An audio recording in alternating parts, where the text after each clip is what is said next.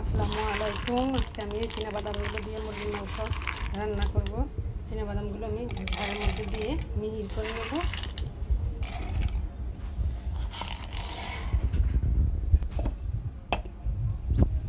কড়াইয়ের মধ্যে দিয়ে দিয়েছি তেল, তেলের সাথে দিয়ে দিচ্ছি একটু ঘি, দিয়ে দিচ্ছি পেঁয়াজ, কাঁচামরিচ। পেঁয়াজ কাঁচামরিচ দেওয়ার পরে দিয়ে দিচ্ছি এলাচ, দারচিনি, তেজপাতা। এবার এগুলোকে আমি ভালো করে ভাজবো।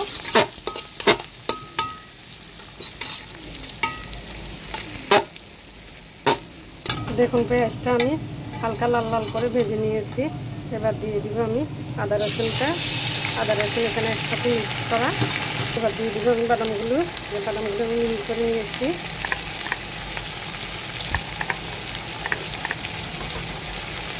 দিয়ে দিচ্ছি আমি লাল মরিচের গুঁড়া, দিয়ে দিচ্ছি হলুদের গুঁড়া, দিয়ে দিচ্ছি জিরার গুঁড়া, দিচ্ছি মুরগির মাংস গরম মশলার গুঁড়া, দিয়ে দিচ্ছি স্বাদ মতো লবণ। সবগুলো দিয়ে ভালো করে আবার ভেজে নেব।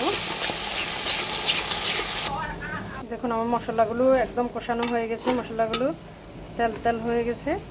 এবার আমি দিয়ে দেবো মাংসগুলো দিয়ে ভালো করে ভাজবো।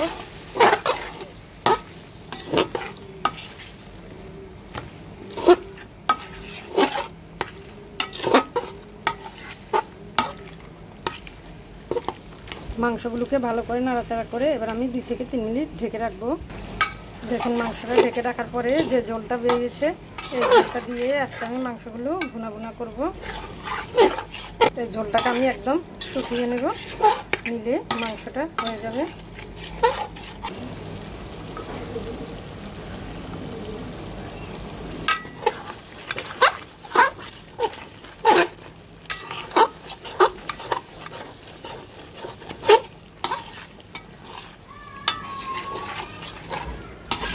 মাংসটার ঝোল আমি আর একটু শুকাবো,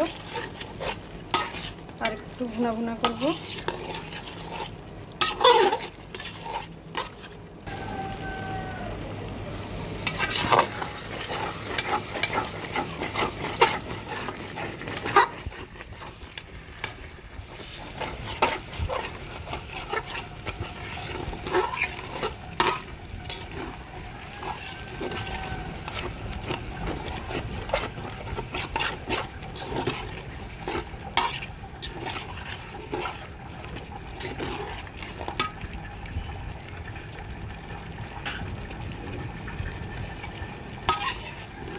একেবারে শুকনো শুকনো ভুনা ভুনা করে ফেলেছি।